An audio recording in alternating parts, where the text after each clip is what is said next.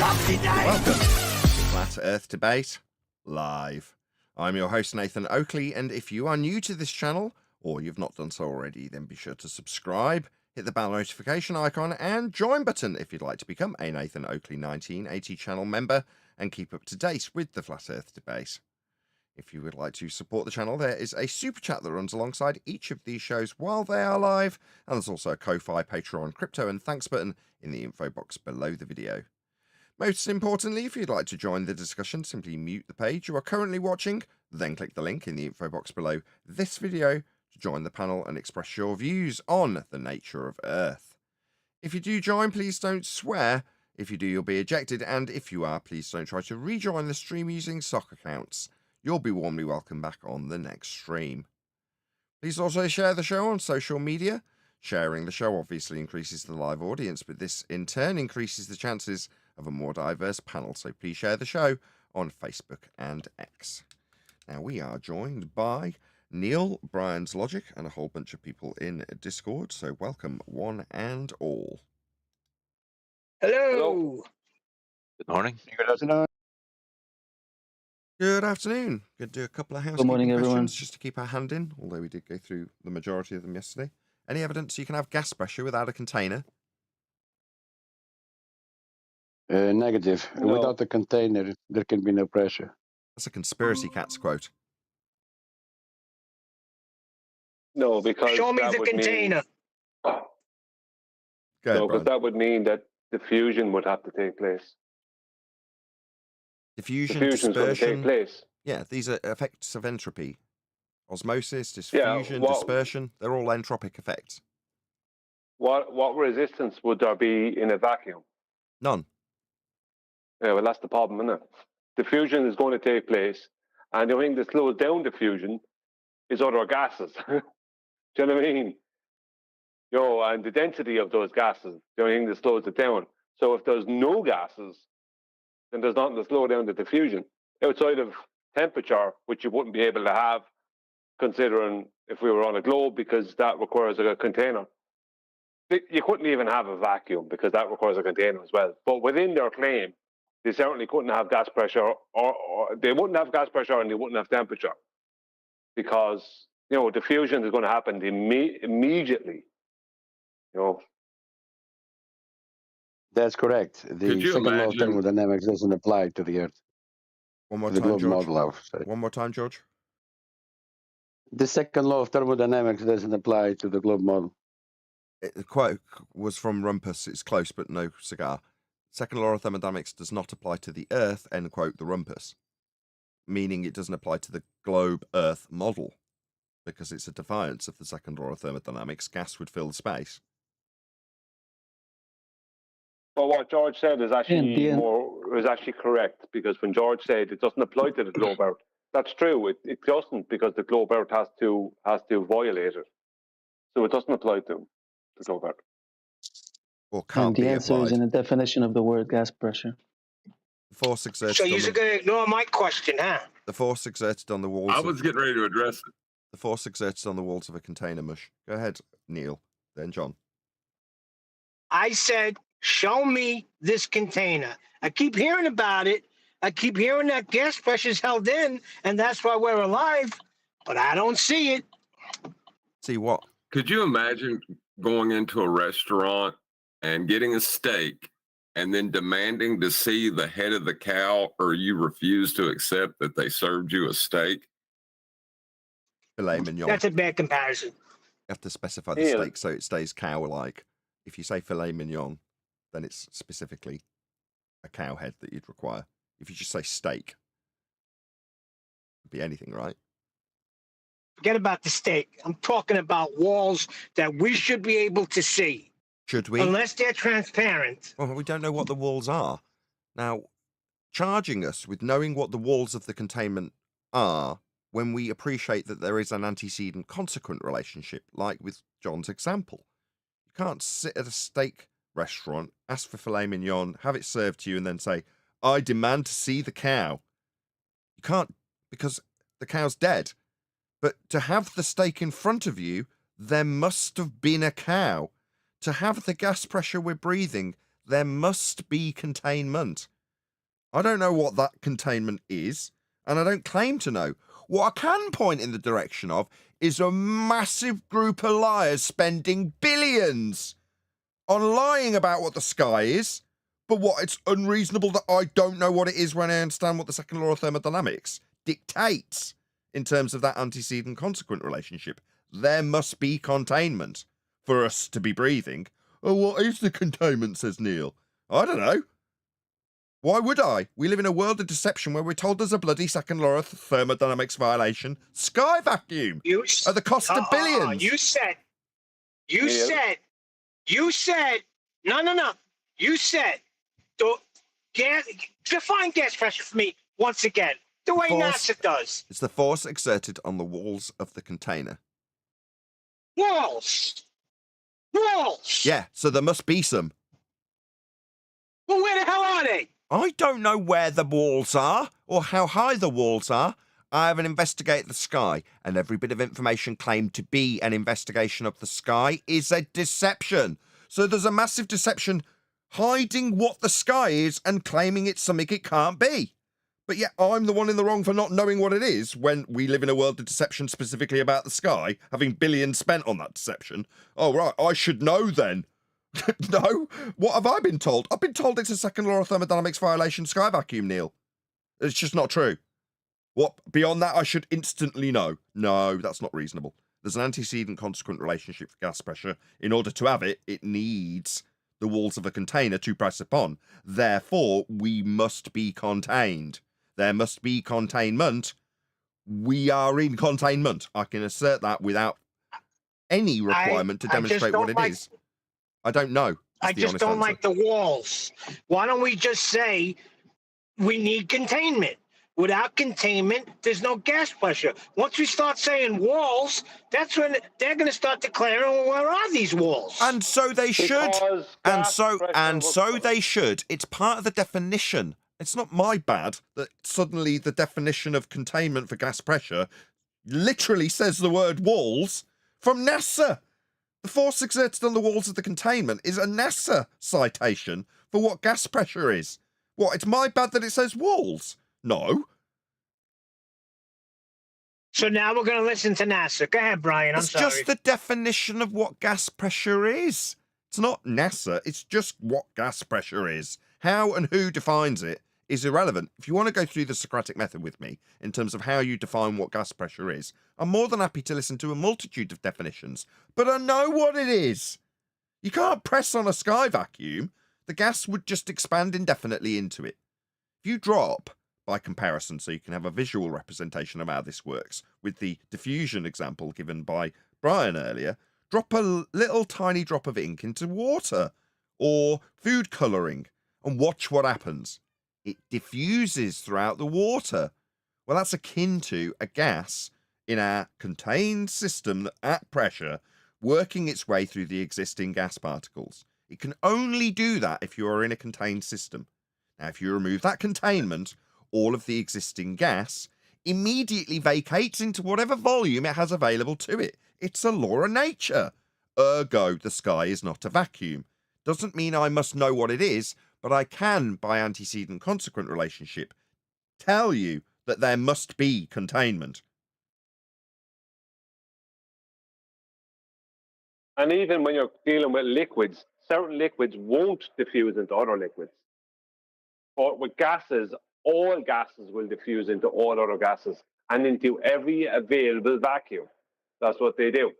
Sure. I gave a very specific example for that reason. Yes, there are exceptions to the rule with liquids. And we're not talking about liquids. I'm just giving somebody a visual aid to help them appreciate, without me having to use a crude example of farting and everyone in the house knowing how stinky and dirty you are. I wasn't critiquing you on what your example was. I was just pointing out that the difference between even with liquids, certain liquids won't diffuse into each other, but all gases will diffuse without exception. That's the only point. I wasn't critiquing your example. That wasn't the point. I wasn't meaning it that way. Your example was perfect, because it was a visual. We can't see the diffusion of gases most of the time unless bromine is involved. Do you know what I mean? Because with gases, we can't see them. Want to plug For Neil, what? just before, I was going to say, do you want to plug your show from yesterday? What the presentation on QEs? Yeah. Oh well, well, people can go and watch it if they want to. The whole point of the presentation was to point out the flat earthers that Earth curve. It's a process of elimination. I just pointed out how you eliminate Earth curve because perspective and Earth curve cannot coexist in reality, right? So if a 6-foot object is going to disappear at 3 miles away, whether it's angular size change with distance or Earth curve. Now, if both of them existed together, then that 6-foot object has to disappear at 1.8 miles away. But we know that doesn't happen. So that eliminates both of them existing together. We know that a 6-foot object, when someone's eye line is at 0 degrees at the waterline, that 6-foot object will disappear from view, appear to disappear from view 3 miles away. So that means it's not Earth curve and perspective is not coexisting together, because if they did, as I said, that 6-foot object would disappear at 1.8 miles away. But it doesn't, it disappears at 3 miles. So that means we've eliminated that the both of them can exist together. That means there's only one cause for the 6-foot object disappearing at 3 miles away, right? And what is that cause? Well, we know the perspective and angular size change with distance exists. So we don't know if Earth curve exists. So that means Earth curve doesn't exist because we've just eliminated it. The true dichotomy is what you're saying. So when Anthony Riley did this in 2017, he referred to the same principle as the double dip. In other words, if you've got something disappearing into the distance with perspective and you've got Earth curve that excludes it in an orthographic view, then his logic was you should include perspective. You've changed that and altered it to if angular resolution will cause something to disappear at said distance based on the Rayleigh criterion, and you can demonstrate it as so, and Earth curve claims to have the same effect at the same distance, coincidentally with similar numbers to the Rayleigh criterion, then only one can be true when you demonstrate the principle at a set distance. Therefore, it's a true dichotomy. It can only be Earth curve or perspective in that true dichotomy. Interestingly enough, their curve calculator, or what they call a curve calculator, is doing just that, calculating the resolution loss between eye level and surface level. Yeah, using. Yeah, it's resolution because it's doing it with an angle. They need a horizontal plane for that. Yeah, but the calculation of the resolution loss is very carefully constructed. It's quite eloquent when you look at how the Earth curve maths works. John did it for us about 3 years ago, originally, when he showed how he could make the kitchen a curve.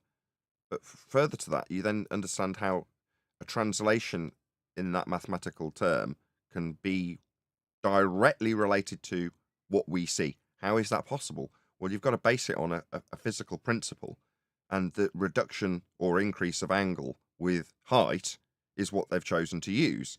Well, what is that effect? Well, it's an increase and a decrease in an angle with respect to the deck. But instead of having two lines that widen out into your field of view, like you'd get in a perspective view of a photograph, in an orthographic view, you can have it as a single line that meets at a point they call the tangent, Earth curve, below surface level. But the actual mathematics that derives that position takes the reducing angle or increasing angle as you raise or lower with respect to a flat surface. That's how it works. Clever, eh? That's why it works. Why does it match perspective? Well, because it is perspective.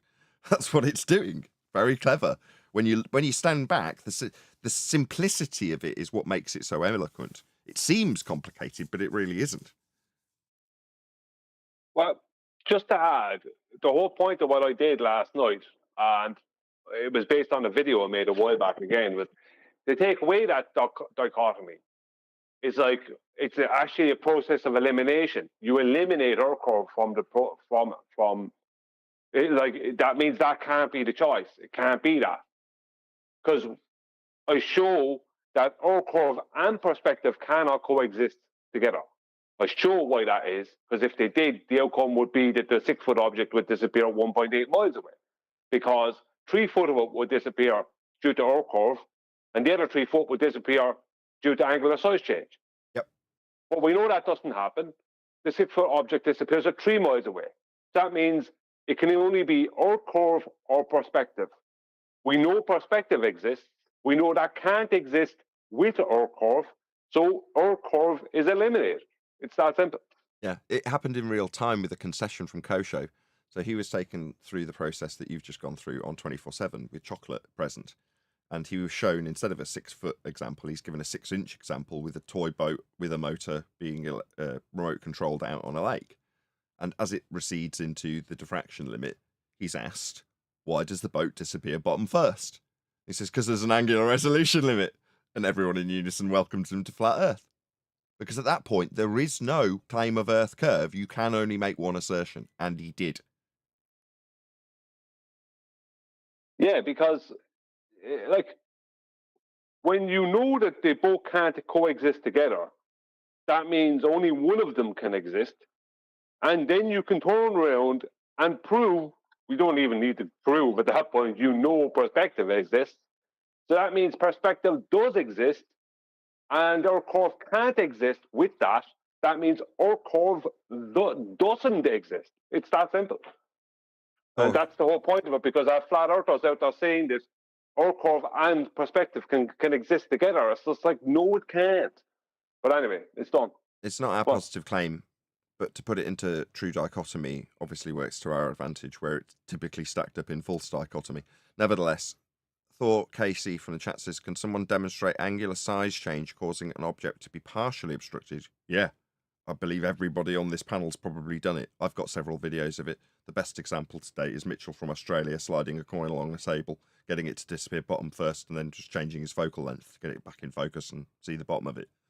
So yes, there's plenty of examples. Stick them on a flat plane in a hallway and just lower your camera.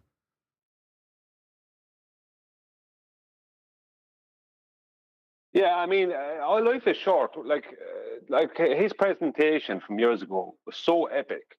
I mean, he went through everything. He showed everything, and like the best thing they can come up with is, oh, if you use a hallway, or there might be a lump on the floor or something, but not if you're an inch or so above the floor. There isn't. There's no hallway in any hotel or anything that's going to have an inch and a half or 2 inches of a bump. You're not going to have that. Do you know what I mean? It's total nonsense. And what Mitchell showed was like, there was no. I said it last night, and I forgot about Mitchell's demonstration. I should have played it last night on the presentation. There was no better demonstration ever in this arena than Mitchell's, and I don't think there ever will be. And I thought my demonstration of optical drop was good. Nah, Mitchell's just trumps everything. It was just brilliant. There you go. There's a coin disappearing, and it's gone. You can only barely see the top of it, and he just changes the zoom, and the coin comes back. Brilliant. No beating it.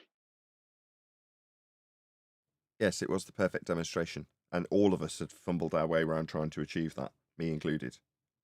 Jose did a pretty good example with a very long distance. I can't remember what it was. I think it was some warehouse or something that he was working in, but he just went to the end of one of the aisles and just lowered. He turned his light on his phone and just lowered it, and it reaches a point and just disappears. And then he raises it and it comes back again. It's like, yeah, it's too limited an angle to resolve that phone at that distance in the iPhone's lens. So it disappears bottom up. Really easy to demonstrate. There are other good examples, but yeah, Mitchell's is the best because, unlike Jose's, he slides the coin, it disappears bottom first, and then he, with presumably on a remote control on his posh camera, changes a few settings, and Bob's your uncle, it comes back again. So anybody who's going to, in the past example, say, nah, you're lower than the table line, it's like, no, he can't be, because you can see the bottom of it when he changes the focal length. Yeah, all he does is zoom. He doesn't move the camera, doesn't raise it or lower it. He just zooms, and the whole coin comes back. You see the whole coin at the back of at the other end of the table. He zooms back out, the coin disappears. You know what I mean? And there's loads of actual real-world versions of this with boats. People zooming to boats that they can't be seen at the horizon. They zoom, and the boat is there. Do you know what I mean?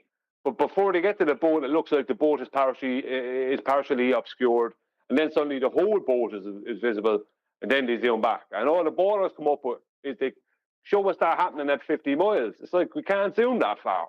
So no matter what you do, like there's going to be a limit to the optics. But the whole point is that the effects are the important thing. These are the effects of perspective, proven. You know, there's no way around it.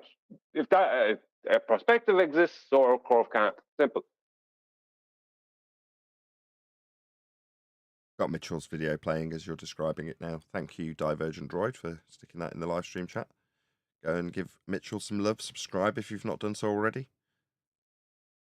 Yeah, contrary to what Adam might say, there's a lot of very smart Australians.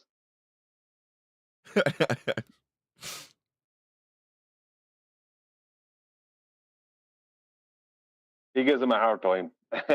Okay, so there it is. Right, we're going to be covering something else today, which we have been covering in the pre-show. Did we do two housekeeping questions, or did we just get one covered? Doesn't matter. We did a bit of housekeeping. Either way. So check out the pre-show if you're a member. We're already about halfway through the bits that I want to cover on this hour-long discussion. But the main chunk of the critique comes in the first sort of 15 minutes. So we're going to get into the bulk of it in the live show, although we did cover a good chunk of it in the pre-show. Now, because I preempted Ian that we were going to do this, he actually joined and we gave a bit of a defense for his belief in ice walls and such like. So again, you can hear Ian defending some of his positions, or at least one, in the pre-show, if you're a member, or it'll come out in a couple of days. If you're not a member, you can just subscribe to my second channel. I do release all these videos to the public, but just a couple of days later. So check it out on the second channel, Be Here or Be Sphere. In the meantime, let this particular videographer, who is called, what is he called? Richard Vobes. So let Richard know at Nathan Oakley 1980 sent me, and I will stick a link to this videographer's video. I also have a link for Ian himself, which I'll go and dig out in a second once people have followed my call to action and let this videographer know, given it's him and his work, that we've sent you along. I, again, have preemptively let this guy know that there may be a few people wandering by to his channel today. Say, Nathan Oakley 1980 sent me, or at Nathan Oakley 1980 sent me. We covered your video and critiqued some of your questions, etc., etc. So please do that now if you're watching live, which you can only be doing if you are watching it this very second, because we are live. So check it out. Click that link, go and let him know at Nathan Oakley 1980 sent me. Also, let's just copy this link. I'm going to stick a link to Ian's social media connections, which you're going to go by now. So check Ian out if you like his stuff. Hopefully that's given enough people time to go and actually do this and let them know at Nathan Oakley 1980 sent me. I just want to give it a few more seconds so that people can actually type out a quick message in his comments box and then come back, share the algorithmic love and all that sort of stuff. The reason I do this, by the way, for the videographer specifically, so Richard, is so that if someone was to respond, they would put a link to our video and say, you say I asked this question badly, but I feel it was appropriate for this and this reason. And the hope would be that you would put a link to our video, given that you are considerably more popular than I, therefore helping us in the algorithmic love we so sorely desire but do not receive from YouTube. So there we go. Hopefully that would be the case. I did notice, although it wasn't of a high enough standard for us to cover, we may cover it on a different day depending on how desperate I get. I looked on a Simon Dan video and he'd covered Flat Out Truth and had put a link to him. So props to you, Dan, if you happen to be watching. Anyway, right, that's definitely given people enough time to come back and go and link to Ian and link to this particular video of Richard. Let's get on with it. It does just go everywhere. Yeah, no, I mean, I'm happy to accept right from the beginning. You know, the premise is that it's flat. You know, I don't need to, because I can't prove all the other stuff as you know about the looking and the and all of that. So there we are. So if you open it up flat, you've got Antarctica going around. Nobody will let you go past it because nobody wants you to see what's on the other side. Yeah, and presumably somebody has been there and seen what's the other side. Yeah, in order to there is some documented evidence. Admiral Richard Byrd was going to Antarctica from about. I've got a book of his. Well, the flight. You know, somebody. There you go. No, I bought it. So this was right on the the table for all of us, wasn't it? When we got here, Feast and Nonsense 101, the chronoscope with Admiral Byrd being interviewed. Where's everybody gone? Where's John? Where's Neil? Well, I'm here. Yes, The indeed. man Richard Vobes, he did a video some while back, sometime like a year ago or more, and something to do with flat Earth. And I listened to it, and I wasn't happy with it because it was kind of an attack on us. And I had a word with him, and I don't remember having a very positive interaction with him, to be honest. Now, maybe he's changed his tune since, I don't know, but it wasn't a very positive interaction. You weren't here in the pre-show. He was talking, he gave a vague rendition of the Black Swan. You know, it's like, I understand that, you know, the horizon should be a certain place and the horizon's beyond where it's supposed to be. You're like, huh? That demonstrates you've at least heard the Black Swan argument. And it's sunk into a certain extent. Yeah. It. And There's according to actual Google video. Gemini, there's no Black Swan. No, you sound to see the day. Of the land. He does an interview in the 60s on Longines chronoscope and explains, you know, there's a lot more land down past the geographical South Pole, as it were. Land bigger than the United States that nobody's ever seen. And he'd been flying down there, has full of resources, full of everything else. So if you're going to find land or extra resources, you're not going to let anybody go there, right? You're just going to, you're going to hide it off. You're going to protect the sides. There's no independent travel there. The same way as there's no independent air travel. Okay, so the first problem with this is that most of what Ian's just said can be debunked. You can point out how there is travel. So you go to Mr. Beast's YouTube channel and he's got the resources to go down to Antarctica and play with the penguins, which, to be fair to Ian, he does point out that, you know, that's what they give you. But it's still part of a narrative that can be taken apart. Now, last time I did this, it was David Weiss that was getting the brunt of it as opposed to Ian in this instance.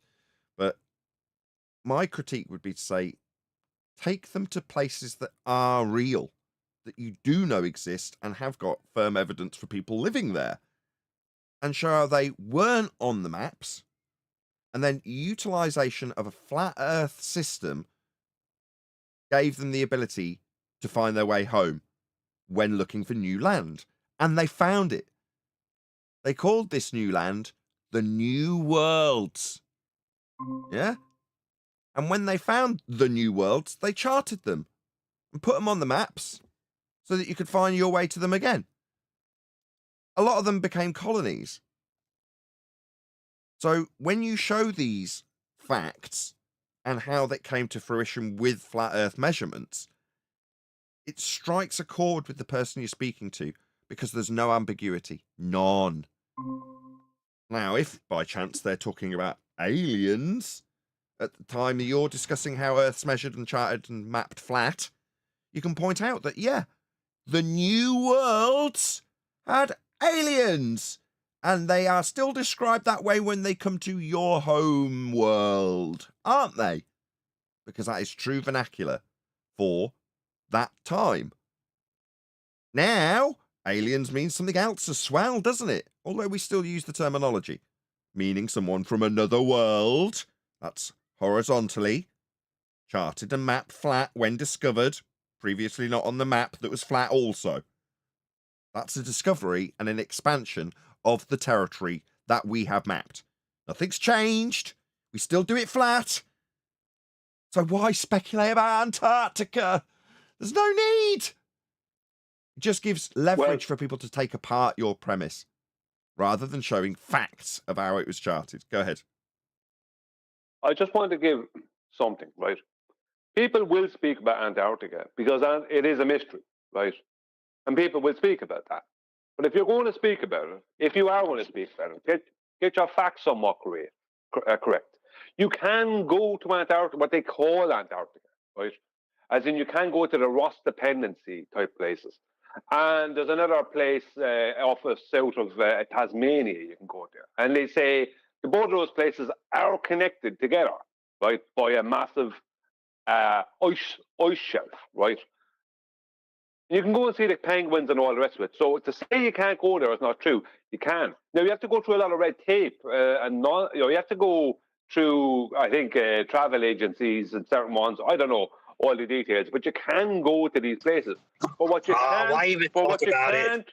But what you can't do is you can't go up onto the claimed ice shelf and freely explore.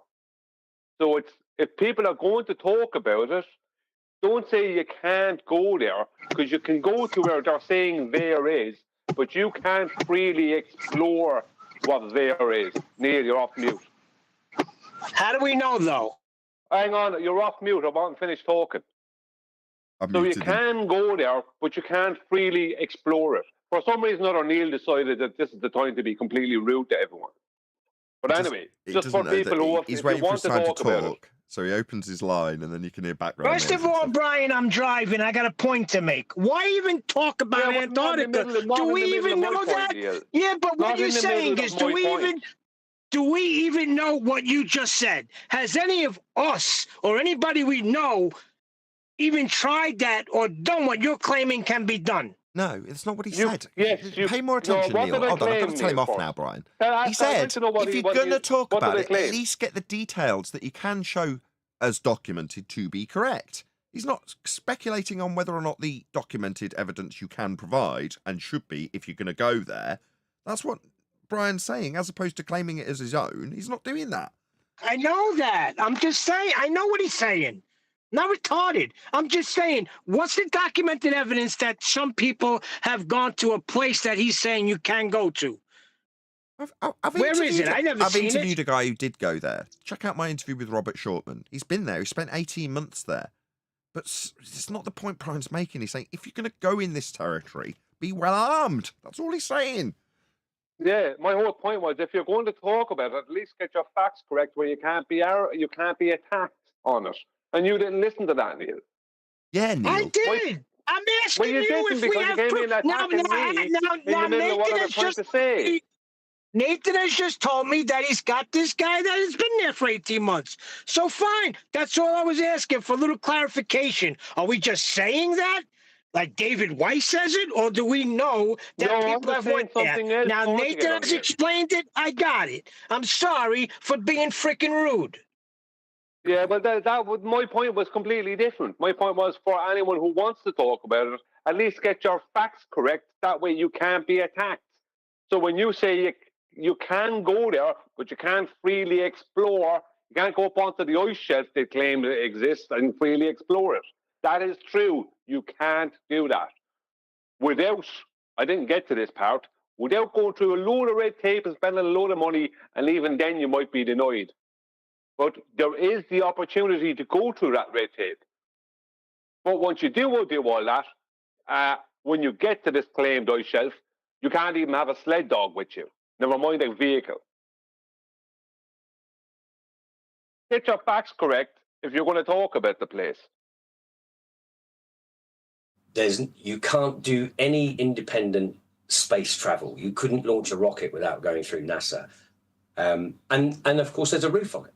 There's a roof on this realm. It's called the Firmament, or the Rakia, and it's detailed quite a lot in ancient cultures, biblical scriptures, and there's plenty of evidence of when they send the rockets up, and you see them like skimming on the top. Yeah, I like to look at his body language. So he's immediately gone into a kind of clenched defensive pose as he's talking about Rakia and ancient cultures, describing it. Now, again, I'm pretty sure he does go to gas pressure without a container in a moment, but lead with that. Top, it all goes blue. It's like a water motorboat effect if you do it on the sea that we have here. It's exactly the same thing up there. We're not sure what it's made of. It's about 75 miles high. No one goes to space. And you obviously see when they come off at Cape Canaveral, they go over like that. And they go bang, straight into the Bermuda Triangle. You can't go there, it's very dangerous to go there. Remember those things? And that's where all the wreckage has been found. That's where they go. They don't go to space. Nobody does. So are you saying that effectively that we are all in one of those little paperweights? Those little paper, you shake it. It's a very good analogy. We don't know. We just know that there must be containment. Beyond that, we don't know, and there's a massive billions of dollar deception that's been foisted upon us in terms of lying about what the sky is claimed to be. And isn't. That's a sky vacuum. Can't have gas pressure without a container. If the sky was a vacuum, then the gas we breathe would fill the space. Now, I don't need, as a flat earther, to make any positive assertions about what the sky is or what the containment is, because I simply don't know. I know natural law, and gas fills space. Therefore, gas would fill space if space was space. It isn't. We haven't got a space above our head called space. Outer space is fake. There is no sky vacuum to travel to when claiming to travel into space. But you've gone to the end of the story where they have an explanation from you about what happens to the rockets when they're not going to space. They go in an arc into the Bermuda Triangle. Okay.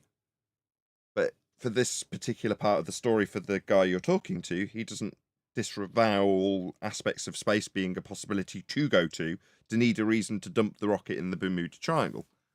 As I say, I think he gets there in a moment. Do. What? I'm not. Just saying, like he said, it's about 75 miles high. How does he know that? It's stupid to say things you don't have any idea of. It's just, right? And he says they dump him in the Bermuda Triangle. How do you know they dump him in the Bermuda Triangle? How do you know this? How do you know what they do with him? Who knows what happens to him? You know what I mean? Maybe they go up and like, I don't know what happens to the things. But I couldn't prove they dump him in the Bermuda Triangle. If you're going to say the Bermuda Triangle, at least get your facts straight, right? The point is that 75 miles high from what? If you're going to say that they go to Narnia and put on the fur coats and then on the other side and they have their experience in Narnia and there's the snow on the ground and the gas lamp and the fauns and the lions that talk and the witches that are doing magic and all the rest of it, and you debunk it by saying, well, that when they get back, the fur coats that they've taken, haven't aged at all. You know, they just dump the fur coats somewhere else and they're fundamentally important to travel to Narnia with. But yet, let's focus on the fur coats for a significant amount of time, because the journey needed the fur coats. The journey needed the rockets to go in an arc into the Bermuda Triangle. Because why? Well, because there is no Narnia. But who cares about the fur coats? Narnia's not real. There is no sky vacuum. You know, leave it to the guy's imagination why they would need to do whatever they do with rockets. If you know that there's no Narnia, you're not concerned about whether or not the fur coats will keep you warm there, is my point. But that's where we're going. Whether or not they get the rockets to go into the Bermuda Triangle is non sequitur to a guy who doesn't appreciate the space is fake yet.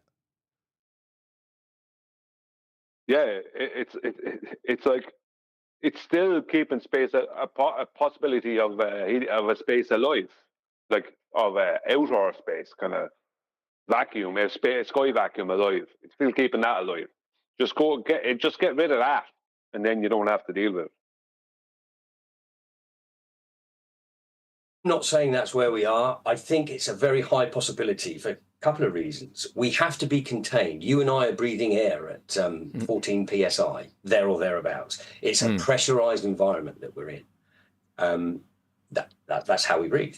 So it has to be contained. All of the ancient cultures had the snow globe effect, had that. See, the guest seems a lot more relaxed now. And that ultimately should be what you lead with. You know, we can't have gas pressure without a container. If the sky was a vacuum, the gas we breathe would fill the space. Thing. All of their land masses were pretty much identical. Still, he got it in there. So, top marks.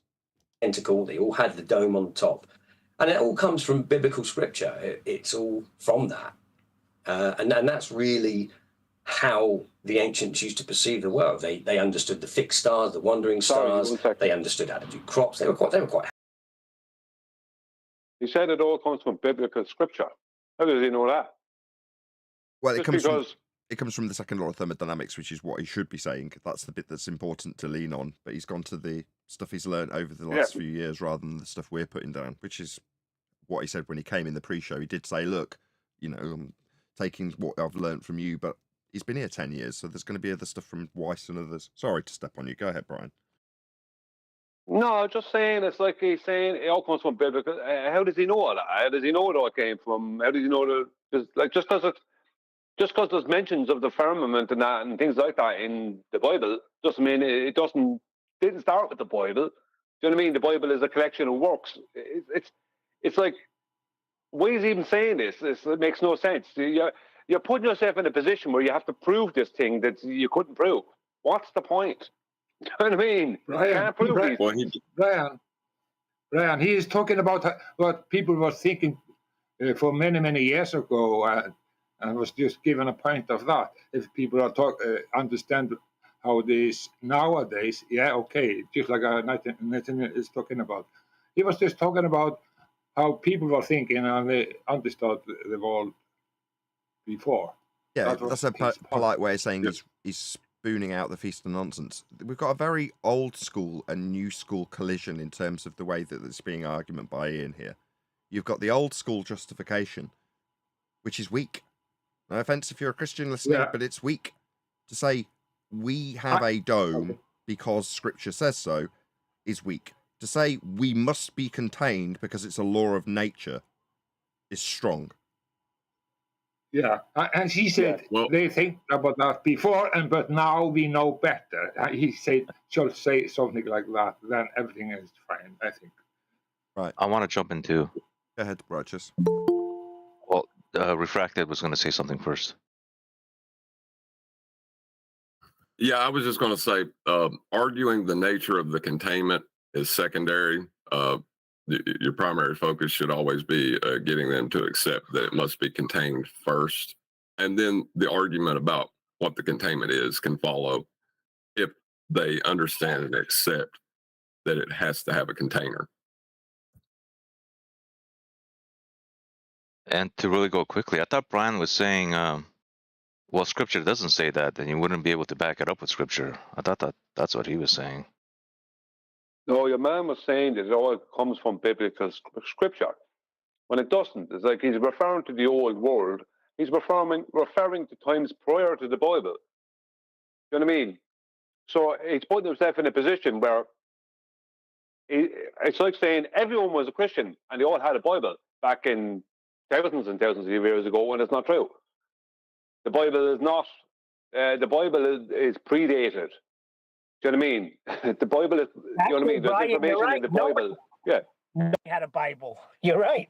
But that's the thing about it. Like he's kind of going biblical scripture, but he's talking about ancient cultures that didn't have any Bible. There was no Bible. There might have been some of the information that's in the Bible they might have had, but they didn't have a Bible. The Bible is a collection of works over a long period of time. Okay, so just quick call to action because we're well on track to getting back up to 100 plus people watching after a slight hiatus with sporadic live shows. So with 87 odd people, 89 people watching, please smash the share button. It'd be nice to get back up to 100 before the end of the week. Almost got there yesterday. There was 97 people watching at the end of the show. So please share the show if you've not done so already. And indeed, let this videographer know at Nathan Oakley 1980 sent me. So I'll stick a link right now into the live stream chat. So if you are watching this live, hopefully if you're watching on a Premiering stream, one of the moderators will do the same and stick a link to his video so you can let him know at Nathan Oakley 1980 sent me. The idea being, if he was to respond in any way, he'd put a link to our video. Let's carry on. Happy with it being flat. Uh, And this is something I say when you're Yeah, go ahead. No, something that he brought it up about the vacuum of space and gas pressure, 14.7 psi. What he didn't mention is that 14.7 psi is at sea level. You're going to need a flat earth for that. That's correct. looking at this sort of reality, if you were just dropped into a field, never been here before, your first senses, your God-given senses, which is how you work reality out, it's not going to say, well, I think we're spinning faster than the speed of sound whilst traveling in 4 different directions at nearly 70,000 miles an hour. Those things don't come into your senses, but that's what you're programmed. That's what you have to believe if you believe you live on a globe. Okay. So what I suppose there's a number of things there in that if somebody has made up the story about the globe, somebody obviously knows it's not a globe. Okay, so this is an appeal to motive fallacy, isn't it? You know, if you're telling a lie that we live on a globe, then somebody knows. Right, go ahead, John. It's also a false dichotomy. It's not true or lie. It's true or false. It doesn't mean they had to know what the truth was to make up a story. Yes. knows that we're not on the globe. Now, would you say that those people who know that we're in a globe, or not in this globe, and they're perpetuating the lie, NASA and all these others, then they either know what's over the range of Antarctica that's surrounding us all, or they don't. But For sure they do. I'm quite sure they do. They've been. Oh, really? I'm sure you are quite sure. Meanwhile, there's only one particular category in the field of the question that's been put to you, Ian, that you could describe as liars. And the way you phrased the question was to suggest that if they are lying, then they would know what's beyond the realm of Antarctica. Well, the realm of the liar is space, outer space, a sky vacuum where they claim to travel in the rockets. That's NASA. Astronauts specifically, I can deem as liars if they're saying they've been to space, because it's not real. Therefore, they are liars. But in the context of his question, that doesn't mean they know what's beyond the speculated about by you Antarctic region. When, as I suggested earlier, this could be a question about a known land with people on it. They might have relatives living there, for all we know, in one of the new worlds that are definitely real and definitely well documented and definitely well measured, charted, mapped on, probably got electricity lines running all over them and sewers because they're lived on. But at one point, they weren't on the maps. Now, instead, you're being asked about whether or not someone who lies about space, because of your Antarctic speculation, might know what's in Antarctica, where the chronoscope and Admiral Byrd suggested that there's an area the size of America beyond our grasp that we're just not exploiting. Well, what about the resources of the lands in the new worlds that we are definitely exploiting? There's wars being fought over them, so I'm pretty sure that you're going to find that there's examples that are much more close to home, because they're what we call home now. But in recent history, we didn't, did we? So there's a much more tangible, and there's far less speculation required on your part if you take it to that place. But it's less fanciful, it's less fantastic. It won't necessarily spark the imagination of the person that you're trying to entice into a belief of a flat Earth, but we don't need to do that anymore. There's no dangling a carrot and enticing people into a magical, mystical world of Antarctic regions. Don't need to. Earth is measured, charted, mapped flat. And here's a million examples with maps that show it. And how did they get to these new worlds? Using a flat world. That's how they did it. No speculation required. Go ahead. But the way he's formulating this is, since they're liars, then they have to know that they're lying, first of all, and therefore they would know what's beyond. And if you're talking about NASA, it would be the container. Because they made up a story about space, does that mean that they understand the nature of our containment? No, let's make it a different example. Let's say I make up an idea about what the sky is. I start claiming that I know what the sky is and therefore what the sky has to offer. And I gather up a whole group of people and convince them that I do know what the sky is and therefore what we can have on offer from that sky that I understand. And I suggest that we do more investigation on the sky. Maybe give me money to do that investigation on the sky, because eventually it will come to fruition. That knowledge will give you power, wealth, and various other things. Now, everybody gathers around and follows me, sticks me on a pedestal and listens to my preachings about the sky. Yeah? And then when I'm shown to be a fraud and a charlatan, and I don't really know what I'm talking about, and some of the principles I've demonstrated are false, does that automatically mean that I do know what the sky is? Because I've peddled a load of nonsense? Let's just call that nonsense ether. Just for the sake of it, why not?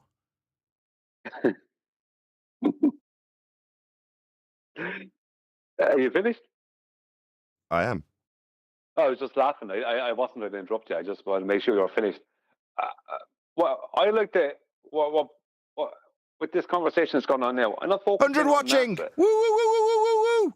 Sorry. I'm not focusing on the NASA bit. I'm focusing on. They're now focusing on Antarctica. I've seen. There is a place that people do go to, right? Tourists can go and see penguins, and there is a place somewhere beyond that, supposedly, where people go and work. for whatever scientific or whatever military reasons. I don't know. Now that's south of Chile, south of Argentina. There's another place south of Tasmania that something similar goes on, right? Supposedly. Now they claim that this area, if you're on a globe, is all one big ice shelf. It's all connected. These areas are all connected by a massive ice shelf. Or if you are in the false dichotomy of being on a flat Earth and claiming that there's an ice wall, then it's a big, massive load of ice that connects the whole thing, rather than an ice shelf, but it's an ice shelf that in a big circle. Now, I have no idea what Antarctica is. I only know what has been shown. I also saw sunny videos of sunny beaches in Antarctica from the US military back in the 1950s. So I don't know what Antarctica is or if it even exists, as they say it is, right? So what is the point in these two guys having a conversation about a place that they can't even confirm exists, if you understand what I mean?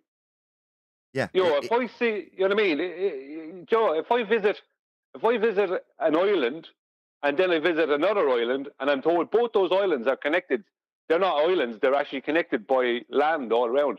And I can't, I just go, oh, great, they're just connected by land, right? So they're not islands. But they actually are islands. I don't know any different.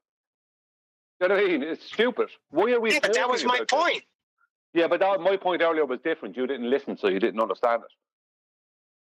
Now I did listen. Holy shit! I know what you're saying. At least get your facts straight. But now you're going back and saying, "Why even talk about it?" Gentlemen. See, you're talking over me. I know exactly what you were saying. Get your facts straight.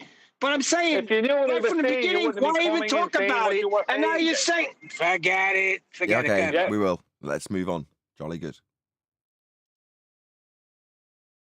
Richard Burr was going down to Antarctica in a sailboat since 1928. I think they got the first research stations up in the 60s, 70s, and it's insane since then. They have particle accelerators there. They have all sorts of various bits and bobs and tech there.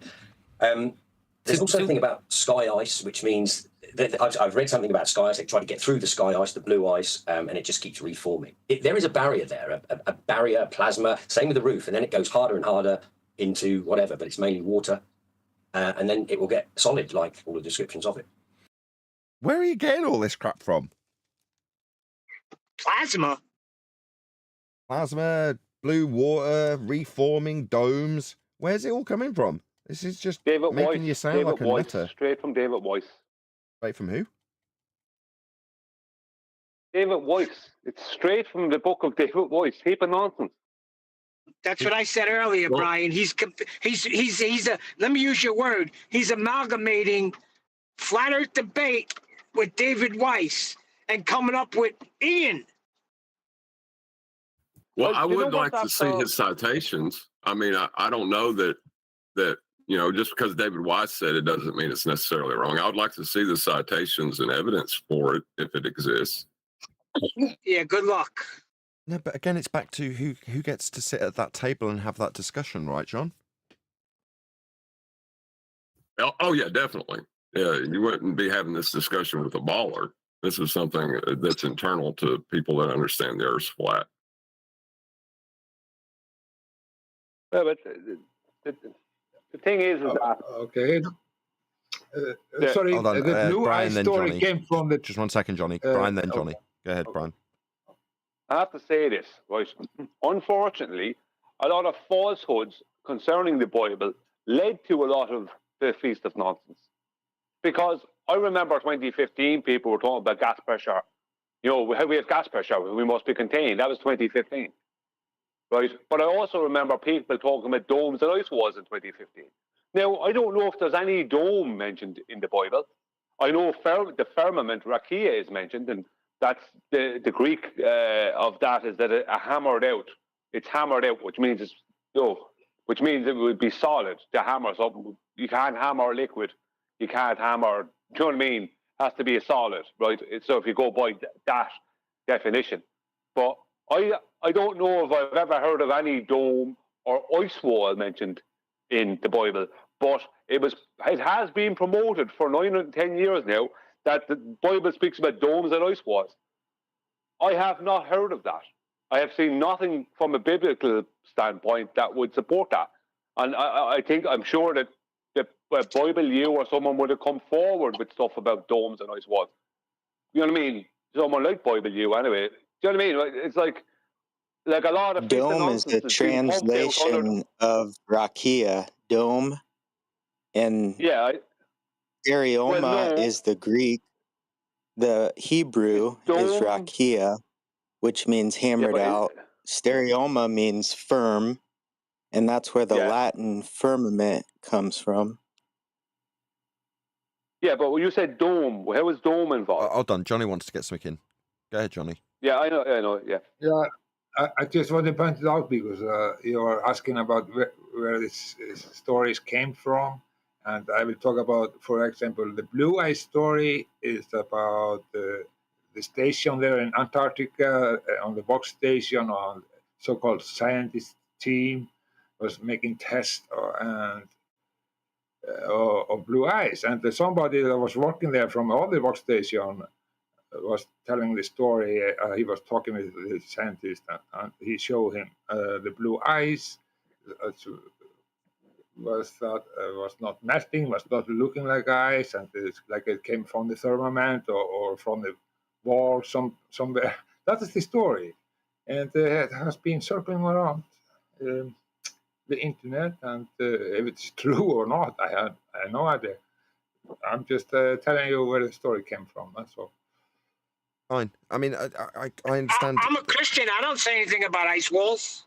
Yeah, there's a time and place, and it's true for Christianity also. If we're going to speculate about, like we just have, the Greek and Hebrew translations that lead us to rakia and roofs and domes and firmaments, that's perfectly legitimate.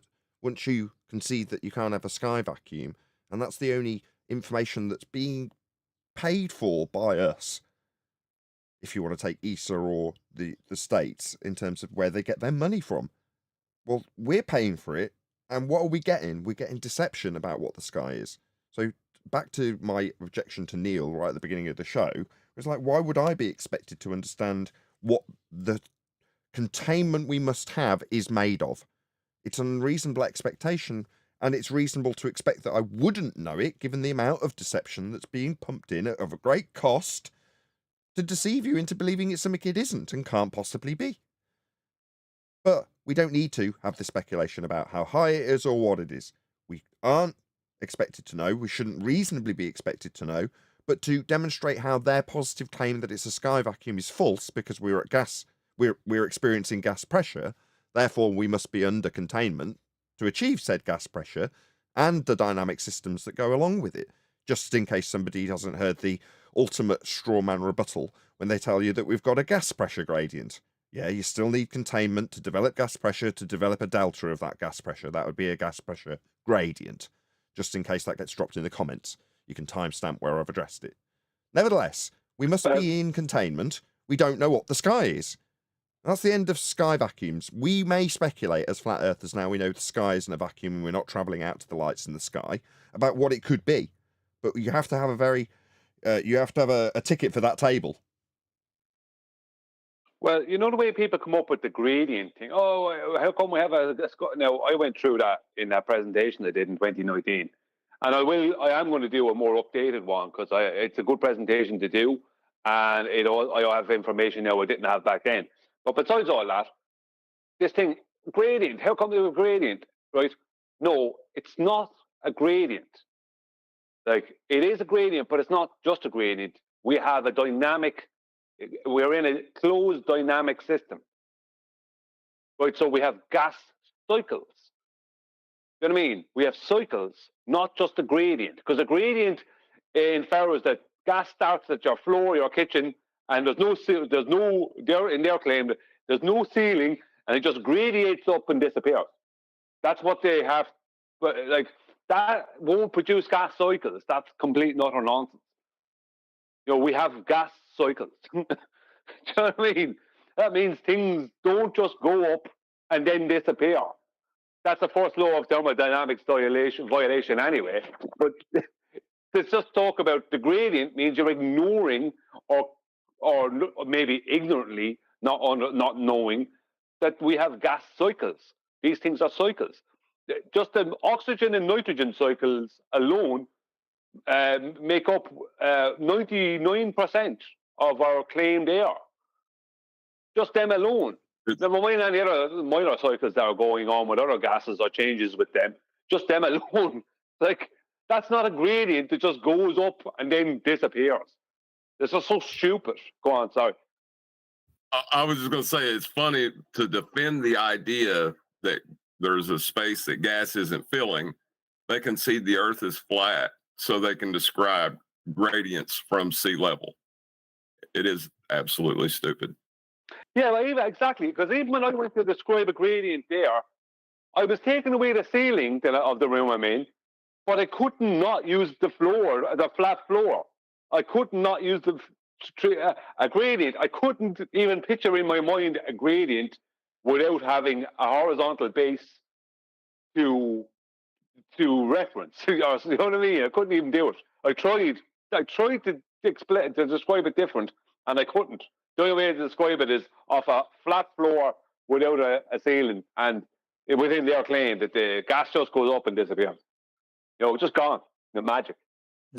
That word rakia, I know this isn't a Bible study, but it has a range of use.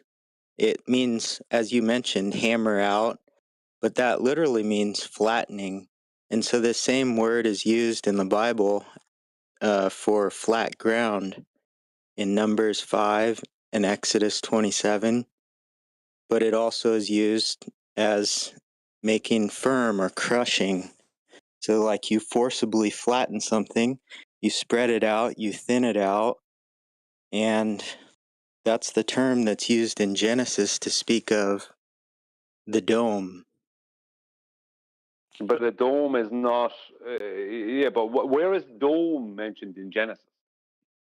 That's a translation of rakia and firmament. Yeah, but how is it a translation of a shape? A dome is a three-dimensional shape. How is what's mentioned in Genesis? Sorry? A dome is the limit. That's the ceiling. You meet the dome, and that's the top. Where is dome mentioned? The point I'm making is the shape part. I'm not talking about the solid element of it. I'm talking about the shape. Where is the dome mentioned in the Bible? It's not. It's a translation. Translation from what, though? How can you translate to dome, which is a description of a three-dimensional shape? How can you translate to that if you don't start off with that description? You can't start out with the thing you're translating it to. It's an interpretation of the Hebrew. I don't really understand your objection. If you're going to take something that's hammered out and solid and firm, and you translate it into a description of a dome, you can have your objections to it, but you can't say, well, how can you do that? That kind of is what it is. That's how it's been translated. That's what it is being translated into. So I don't really see your objection. Is the word dome in the King James describing what's above us? No, it's firmament, is it not, in the King James? But yeah, so there's no the word. My point being is that dome and ice wall, as far as I'm concerned, as far as I know, both those terms are not in the Bible. There might be descriptions of things in the Bible, but the dome, which is those two things, aren't described that I'm aware of. I've yet to hear anyone come up with anything that actually describes those two things. Oh, I think what Brian's saying is there's an interpretation that's thrown in with that translation that might not be unnecessary. Hold on, go ahead, Righteous. Great. This is a good time to promote my channel then. I did a video series on the firmament of heaven. I had maybe at least 6 videos on it, going into great depths about the firmament of heaven. So I'm just gonna plug it in and post it in the YouTube chat. Okay, guys. There's a lot covered, so you guys should check it out. And yeah, the link is in the YouTube right now. Thank you, Nathan. Yeah, I'd rather keep the discussion going. I mean, we may get back into... I'm running to watch it. We may get back into Ian and his discussion in the after show. And for the time being, we're talking about sat at that table speculating. And because of Ian's tact in his discussion, we are now speculating about it and going through some of the translations and the origins. But I do want to stress that that isn't what we're about when we're pointing out and critiquing specifically that discussion that Ian's having in that moment. You know, while we might all be at that table now, there are onlookers to the table that aren't, you know, holding a ticket and having the discussion. You know what I mean? In other words, when we speculate now, and we are, about what the heavens could be, the sky could be, the dome could be, there's going to be people in the audience that do exactly as we're critiquing Ian for, which is to say they're going to latch onto it. You know, unless we every 30 seconds say, but don't forget, you can't have gas pressure without a container, people will latch onto the bits that they want to latch onto to critique because they don't want to face the awful truth of space being fake. You know what I mean? Yeah. Yes, I got it. Are the Christians responsible for that? I'm just trying to understand. Was it them early in the flat Earth debate discussion that were declaring ice walls and dome? I understand maybe dome, but I don't understand. I never heard it from Christians about an ice wall.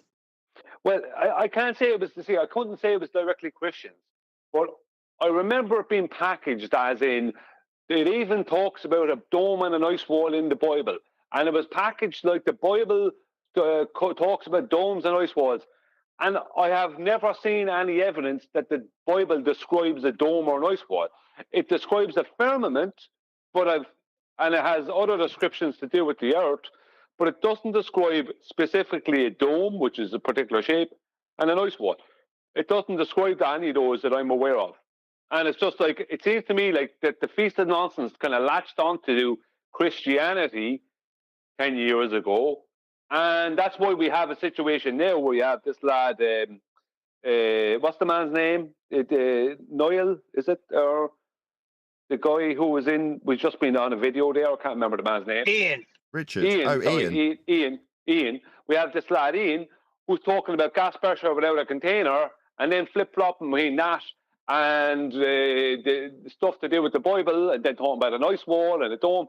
It's like, even I'm not decrying that an ice wall and dome there could be. I could actually give a better argument than almost anyone for that. But that doesn't mean I can prove it. The point that I'm making is that the Feast of Nonsense rode in on the horse of Christianity, whether Christians wanted it or not. Whereas both those things, like the gas pressure without a container was around in 2015, but so was domes and ice walls, and them being in the Bible. Both those things were simultaneously around in 2015. It was just dependent on what direction you went in. People like David Weiss went towards the domes and the ice walls, whereas people like me and ye went towards gas pressure without a container. You know what I mean? So it came down to the person, what direction they took. But my point being is, we would have been so much better off if we just stuck with things like gas pressure without a container and keep all that other stuff out of it. We would have got so much further, I think, in the long run. With the term dome, you're ascribing to that a geometric, and that's your objection to it. But dome, we have a visible arch of our visible realm, and then it hits a limit. That's our dome of vision, right? We don't have. We don't have a limit of vision? We have a limit of vision, but we don't have a dome. The dome part. Yeah, the limit of vision is the dome.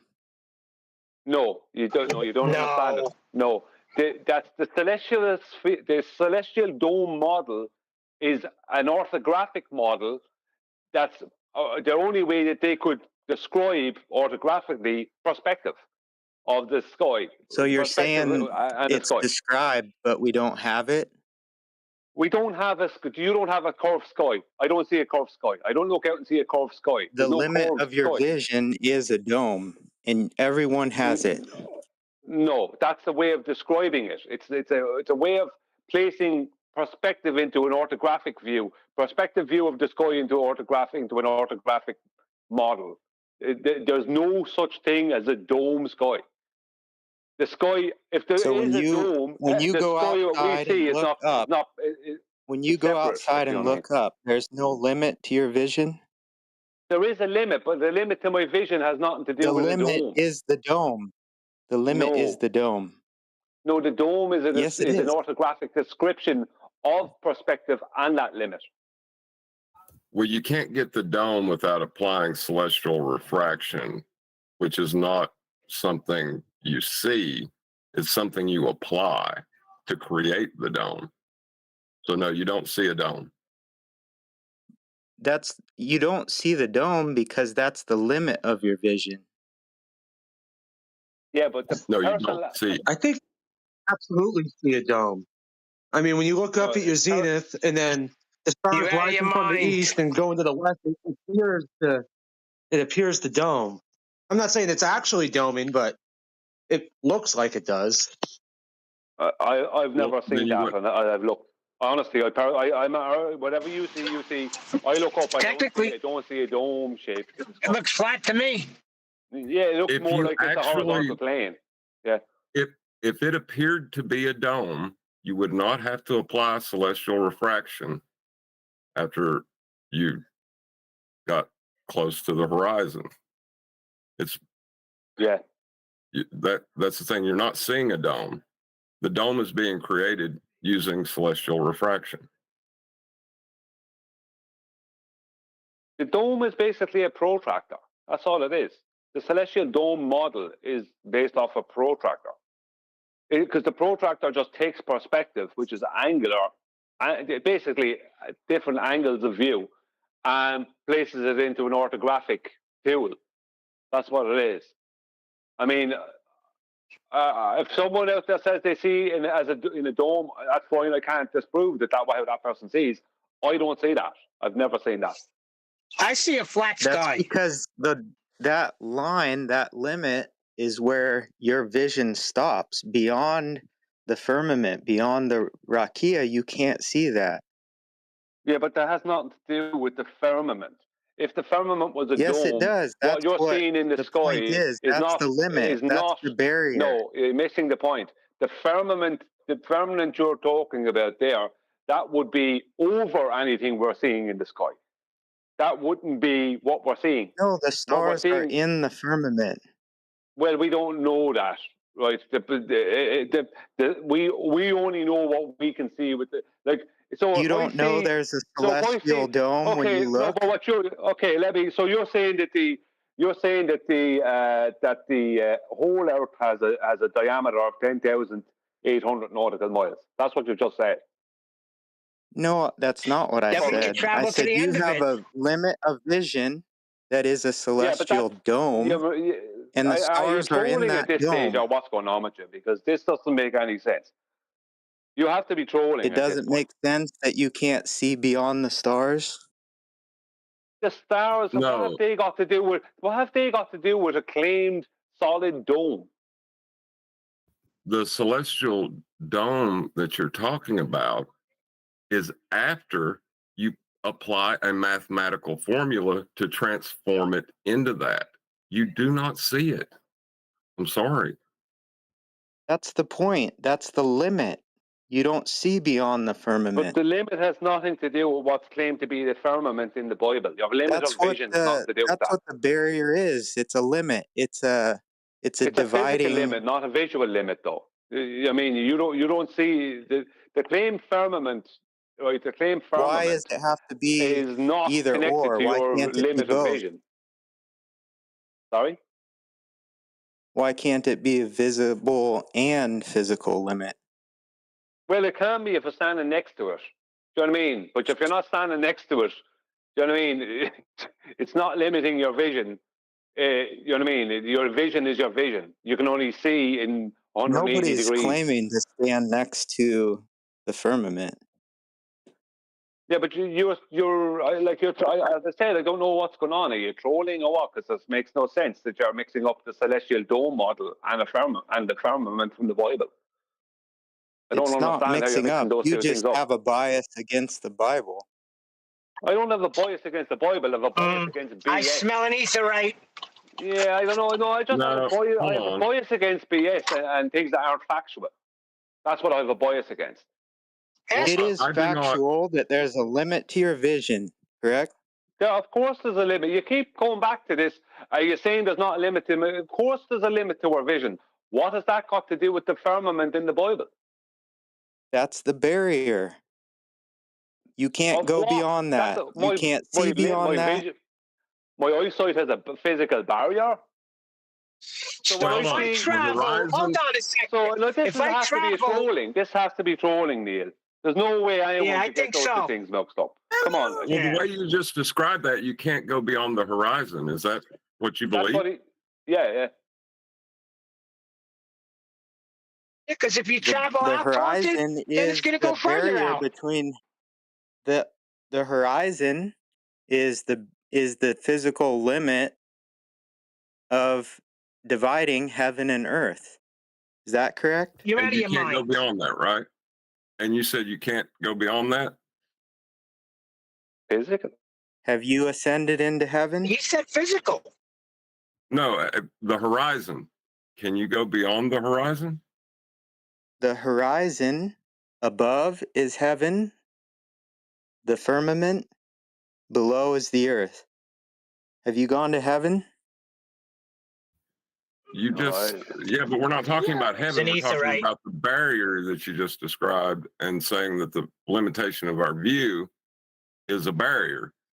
And the horizon, I can go beyond the horizon. John, yeah, he hasn't denied that he was trolling.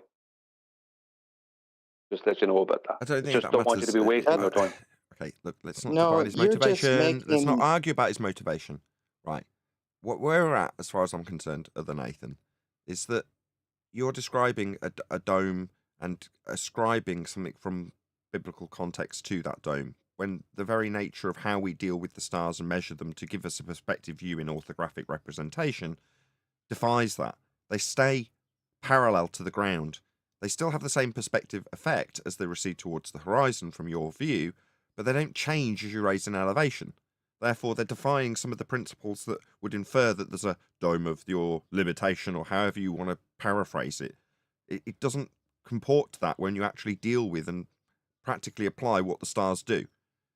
If Are you're going you to infer a claiming you dome, can measure the stars? what I'm saying is, if you're going to infer a dome, that's the perspective representation that Brian's trying to take you through, then you can't have it both ways. You can't have them stay parallel to the ground in terms of how they behave. That is to say, they don't change when you raise in altitude. You can't have that be the case and have a solid dome-shaped firmament of any description and have it be linked to the stars, because they don't behave in that way. But with that assertion, you're claiming to measure the stars? We do measure the stars. You have? We measure the stars for celestial navigation. Some of the So principles how in high are mapping are they? used using those measurements. We You don't measured know the them? How high? height. Just bear with me. We don't measure the stars themselves. We just measure angles to the stars Same thing. via the horizon. Measuring the stars. Well, they're In either visible, not event, in either physical? event, if one of the examples was Polaris for that measurement, if you raise in altitude and you're a degree off it, you're not at its zenith, or it's not at your zenith, then it will remain the same regardless of what height you go to.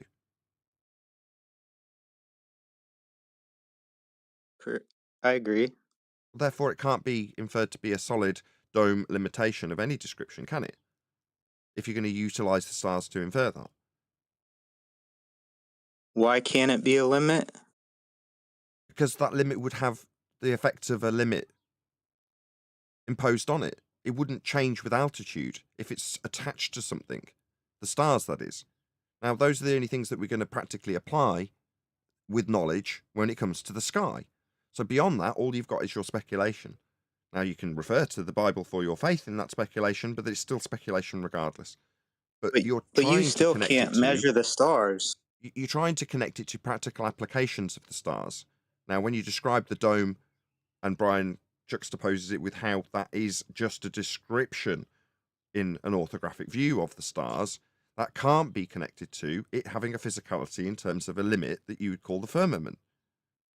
I Can't could link the use two the together. same argument against the container for vacuum. What argument for what container against what vacuum?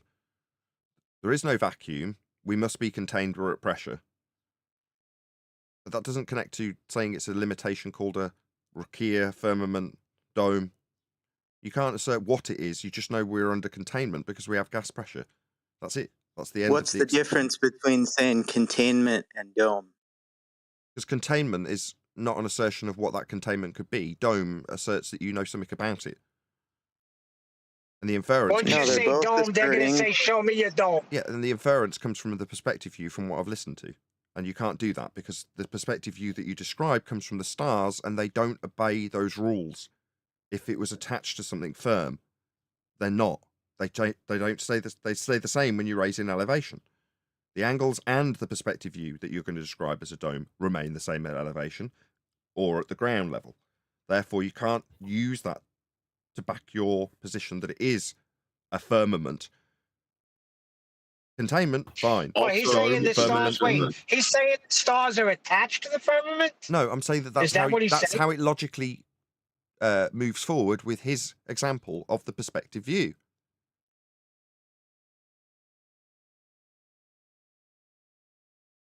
We done?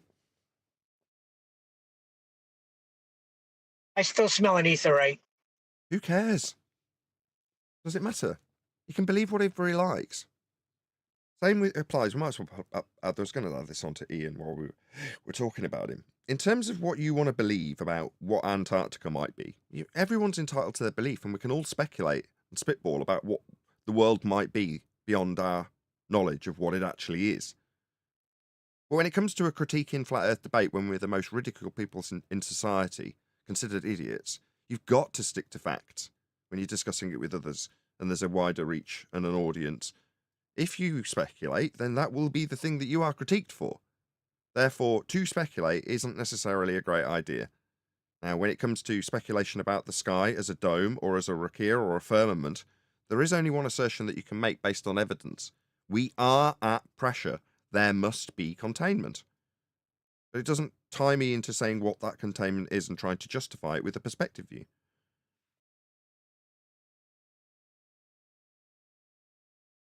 Any more for any more? No? Do a bit more of Ian, shall we? So do you think the people who know, who don't want us to know, have ever been there? Funny you should say that, because a few years ago do you remember people started going down there? The Pope went down there, John Kerry went down there, I think a couple of presidents went down there. I don't know why they went down there. I don't know what sacrificial nonsense or ritual they were doing. Or maybe they that would, if I was a glober, I would latch onto that. What does he mean down there? He's talking about Antarctica and what they may or may not have found there and what rituals they may or may not be performing down there. Now, me, I would just latch onto that if I was a globe believer. This guy's a nutter. He thinks they're performing rituals in Antarctica. Yeah. Whereas if he was talking about a new world, still colloquially described in that territory as the new world, then there'd be no discussion, there'd be no debate. You wouldn't end up looking like a nutter, speculating about what might be in sacrificial terms in Antarctica. Oh my God. Sorry.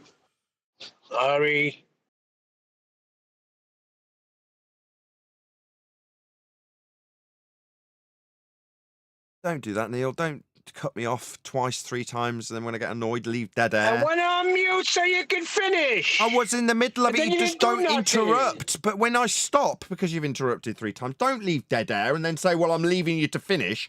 Just shut up in the first place and let me finish. Don't leave dead air. That's even more egregious. Talk too much anyway. Oh, my God. Well done, breaking up the flow entirely. Yeah. Can I just say what I was going to say? Once they say down there, ain't they putting them both on a ball? Holy shit. Yeah, down there is not a good way to describe it. Just say Antarctica. Don't say down. You can say out, and then you're more correct. But just say Antarctica. Everyone knows Antarctica. They know what you're talking about. Hey, there's an interesting little... Hey, do you remember when we point out that they've got an edge and we have a false dichotomy edge? Well, this is an interesting one, isn't it? So when we're talking about northeast, south, and west, we would say out if we're referencing north, or in if you're referencing to travel to north, right? Out and in, as opposed to up on the top of the ball or down under in Australia. Now, why have I just reiterated all that? Well, because John, over the last couple of months, has been pointing out that when you're talking about gravity, they talk about downward forces, downward biases, and it's a vector with respect to a horizontal plane of reference.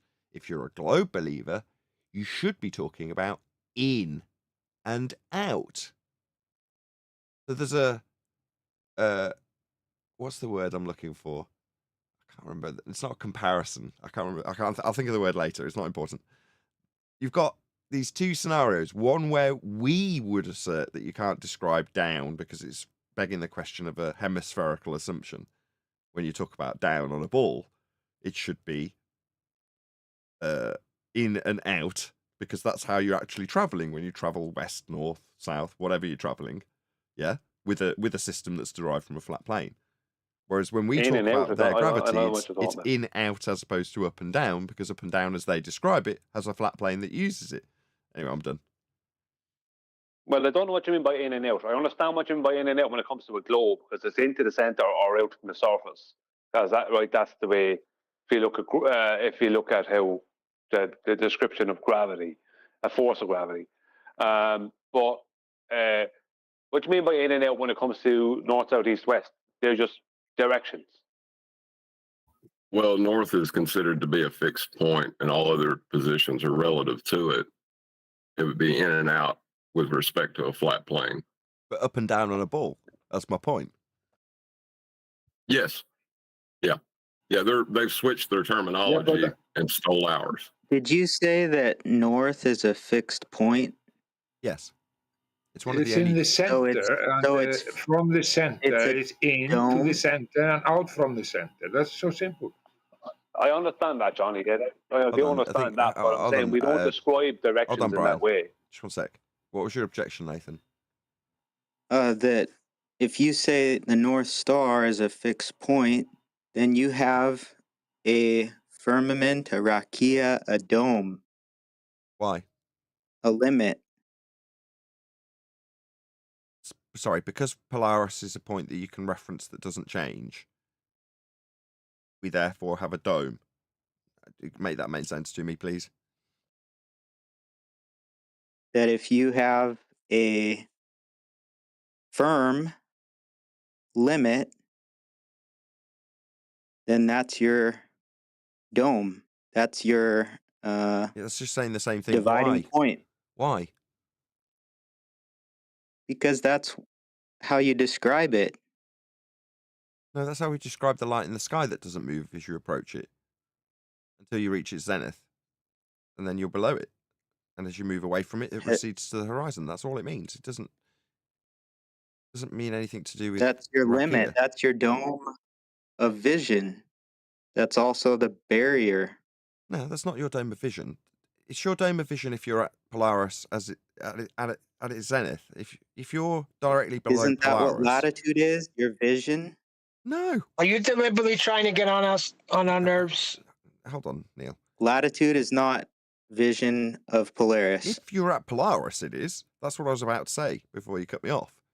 If you're going to describe that dome of your vision, then you can describe that dome of your vision and correspond it to a point in the sky that doesn't change, therefore arbitrarily matching the two together, your perspective view.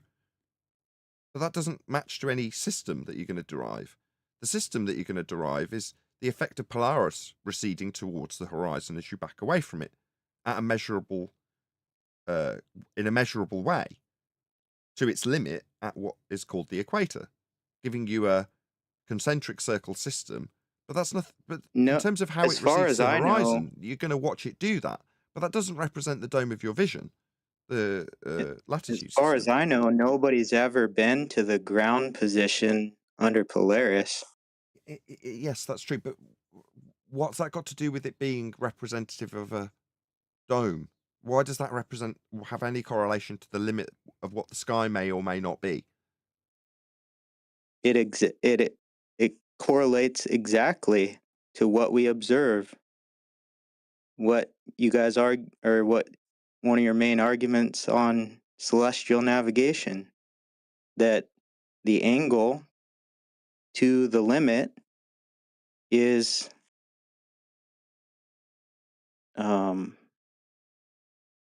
we don't say that. You say that. Are you talking about the Earth? Are you talking about the personal dome, your view how far you can see around you, and everything is a dome. Just looks It like a does dome. correlate to latitude, correct? You Can't say stand that. that personal dome. What do you mean it does correlate to latitude? No.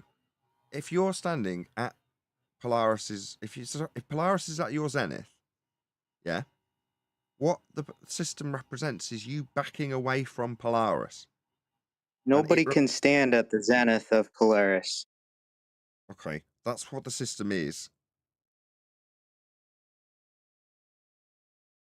How do you know that? It doesn't matter. It's a complete non sequitur. Do you have a citation? Who cares? Not relevant. That's what the system is. It's you backing away from it. It doesn't represent the dome of your vision. So what you see does not represent your vision. No, you're using an effect of your vision to see what it does as you back away from it. But the position Polaris-centric isn't a representation of your vision. Latitude is not a representation of the dome of your vision. I don't know how many times I can say it. Well, then what do you Polaris see gets to, if it's when not Polaris your gets vision? to 10 degrees above the horizon, when Polaris is 10 degrees above the horizon, will that give you your dome? No. Because you have to apply a mathematical transformative equation to create a dome from that point. So you don't see a dome ever. Yeah. Can I point something out here? Right, the people don't seem to understand about the celestial bodies. Let's just use Polaris. The angle to Polaris doesn't give you a distance. The distance gives you the angle. Right? The dome is based off of, it's the dome, the celestial dome is based off of the distance creating the angular change. So just like a protractor, the base of it is flat and the base of the protractor is flat. So, and as you move, maybe that's not a good way to describe it, but the point is that as you move away from Polaris or move towards Polaris, it changes. So your distance changes. Sorry, your distance change, whether away or closer to Polaris, will change your angle to Polaris. The angle doesn't give you a distance. The distance gives you an angle, and that's where they are using the celestial dome model claim orthographically when they're showing this orthographically. Okay. Just 1 second, Brian, John. you're talking about simple perspective. It's not that. Just saying, Johnny, that the distance gives you the angle. An angle won't just give you magically a distance. The distance created or gained gives you the angle, and you can form a celestial dome model from those angles. But that doesn't mean that the sky is a dome. If you understand what I mean. No. But they use their name, and there's other name for it, and you don't have to use the word dome. But that's the other guy is trying to say. It looks like that, and your vision is telling you it's something like that. But there's also the far away everything is going. It will going down. I will make some dome vision somehow. And I will also point out that what we are talking about from the center point is about everything is about the sun and the circle of the sun pattern. That is making this circle and the middle point. What's the middle point? That's the middle point of the sun pattern, and that is the world we are living in. So we have to take it there from there. With that, I'm going to say if you are watching this on either Nathan Oakley 1980 or Nathan Oakley premiering streams, then stay tuned as there will be an after show to follow. Unfortunately, though, if you are watching this live, this is where we bid you farewell. So another massive thank you to all of you who smashed the super chat, liked, commented, shared, subscribed, joined as a member, and all that good stuff. And another massive thank you to today's Discord and Jeepers panels for making today's live show possible. I've been Nathan Oakley, and I will see you all in the next video.